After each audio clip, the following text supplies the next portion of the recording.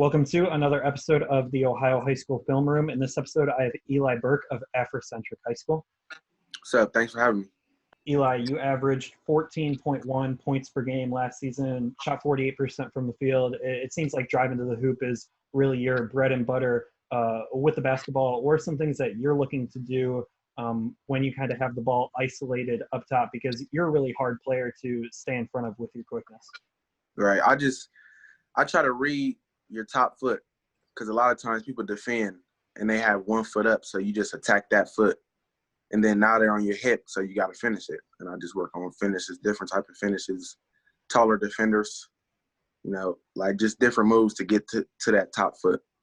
And it seems like you're really comfortable going both ways, but I especially noticed when you're driving left, you kind of like that scoop right-handed layup.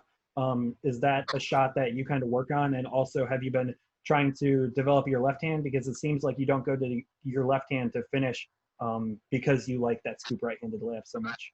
Yeah, I have the left hand finish, but it's like with me being like a smaller guard, and usually I go in there with the trees. The scoop layup is kind of like to shade them from being able to block the shot unless they're on my back, which is a foul. So try to create that contact. Yeah, I did notice that you do a nice job with that scoop layup of avoiding the contact, and that really helps you finish around the basket, especially like you mentioned against those taller defenders, because you standing at 6'1", you're going to be going up against a lot bigger opponents around the rim looking to block your shot. In these clips, you show off the ability to finish off at 2 feet. This is something that I try and preach to a lot of players that I watch, the benefits of finishing with 2 feet. Have you noticed that finishing with 2 feet helps you kind of maintain control when you're attacking the basket? For sure. It helps you stay in control. And if you need to exit out of going to a layup, you could pass or do a different type of shot out of the 2 feet. Instead of 1 foot, you're kind of like limited in what you could do, And then I only got to watch 3 games, and you only had 1 dunk in those 3 games, but the one against Thomas Worthington was a nice highlight play. How many dunks do you think you threw down last season for Africentric? Last season, around 10. All right, nice. Now, in these first 2 clips, you give up the basketball and then end up getting the basketball back before you score. That kind of shows your patience and ability to score within kind of a team construct in the offense. What do you kind of notice from those first 2 plays, and just highlighting your patience with the basketball? Well, you're going to be playing with other talented guys, so you got to try to share the love and, try to move without the ball. So create scoring opportunities when you don't have the ball. That's how you can impact the game even more. That's something our coaches preach, to like keep the offense from being stagnant, try to continuous movement. And then you had 2 putback plays, which really show off your coordination. Is that like a skill that you kind of have, because you don't see many 6'1" guards getting those putback looks that you had 2 of those? Right, because a lot of guards our size, they tend to forget to box out, and I could get around the bucket and finish, so I just follow up, anticipate misses.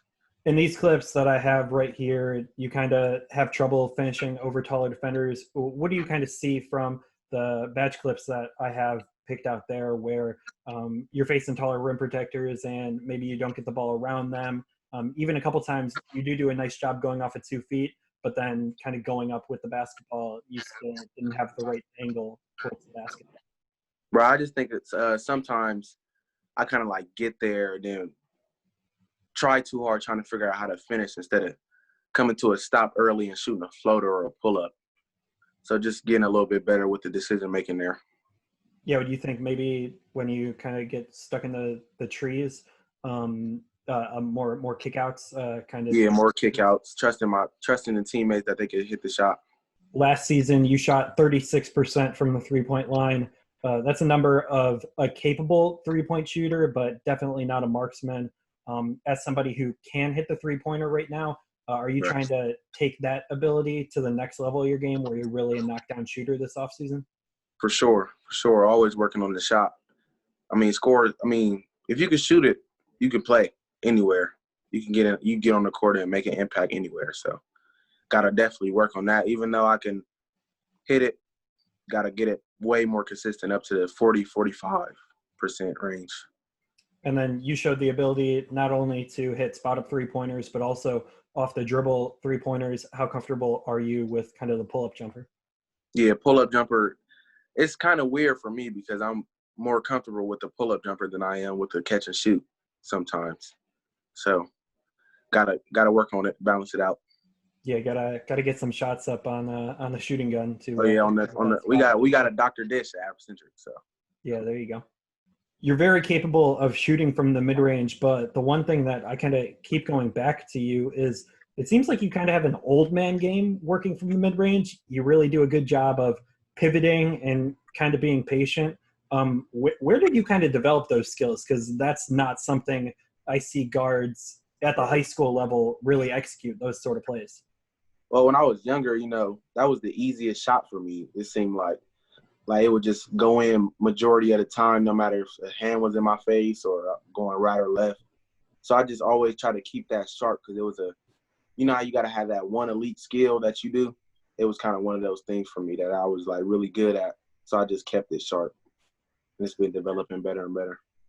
Yeah, and like I mentioned, you do a really nice job of being patient with the ball in the mid-range area, and you do a nice job of pivoting. Is that like I didn't see people practicing the pivot right. ever. Do you ever take time, maybe during individual workouts or during practice, sure. to work on pivots? For sure, because you got to find the open space. That's what pivoting is. It's like finding the open area where you get the shot off or a pass or whatever. So, just again with me growing up smaller as a smaller guard, you got to find empty spaces or little tight spaces where you could get your shot off. It seems like you're very comfortable playing in a fast-paced setting. You really have a good job of pushing the basketball up the court. You averaged 4.1 assists per game last year. Would you say that playing in transition is kind of where you're most comfortable on the offensive end? For sure. It's way more comfortable because I'm a fast player. So it's like we can get out and run, share the ball. It's fun game. Would you say at the next level you're looking to play for a team that's really looking to push the pace and sure. run in transition? For sure. You played not only alongside a senior guard, but also a sophomore guard. All three of you averaged kind of around 15 points per game. What was kind of the dynamic like, kind of sharing point guard responsibilities and playmaking responsibilities, also knowing that all three of you want to score the basketball? Right. Well, mostly me, I took care of the point guard stuff. So I'm really good at balancing, getting everybody the ball. And Dan could really shoot it. He can shoot it from three, spot up, off the dribble. So you got to get him in his spot to get the ball to him. And Callie, he can score it in all ways. He come up the floor and score garbage buckets, get a rebound, get it up. So we balance it out pretty well. I would say one of your primary skills is your ability to play high pressure on-ball defense. What are you looking to do against a ball handler, especially one that's maybe a little weaker, kind of get some pressure up into him, maybe force some turnovers? Yeah, just make them uncomfortable, force them to their weak hand. Well, not even really force them to the weak hand. We do sideline baseline, so we're basically trying to force you to the corner. So, okay. And then you run out of space, so you got to make a play. Forcing people to make decisions, make tough decisions in tough places, really. Eli, you had 2.7 steals per game last season. I noticed that you guys ran a full court defense in 2 of the 3 games selectively. How often did you guys go to that as a method to speed teams up? The entire game, mostly the entire game. We never got the break out of the press. Because not everybody does that, so. Yeah, I noticed that you played 30 out of the 32 minutes in both the game against Columbus South and Thomas Worthington. What are kind of your stamina levels for playing a pressure defense like that and also having to stay in relatively the whole game? I mean, it's pretty good because I've been doing this since sophomore year, so I've been getting better at it. In these games, you matched up against some pretty high-profile guards. First game against Columbus South, I noticed that you were kind of trying to keep Travell outside of the paint. Was that kind of the game plan from your coach, make Travell beat you from the outside and stop him from the basket? Yeah, just try to keep him out the paint, making plays in the paint. And then Jalen Salinger, another one of the top 2021 point guards in the Central Ohio area. What's that like going up against a guy like him? Because you guys both each had over 25 points that game. We're kind of trading buckets against one another for a little stretch there in the second half. Yeah, it's pretty good. It's always good going up against good competition, especially in my class. We get to show our skills, and it's all love in the end. We never make it bigger than what it is. It's always just good competition, so that's good. All right. Well, thank you so much for joining me in the film room. If you could just let the college coaches know what AAU tournaments you might be attending the rest of the summer, and also any one goal you have for your senior season. Sure. Well, I'll be playing in a tournament coming up called the Midwest Invitational in Westfield, Indiana.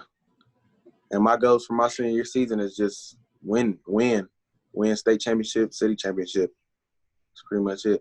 Anything else will come with it if we just win.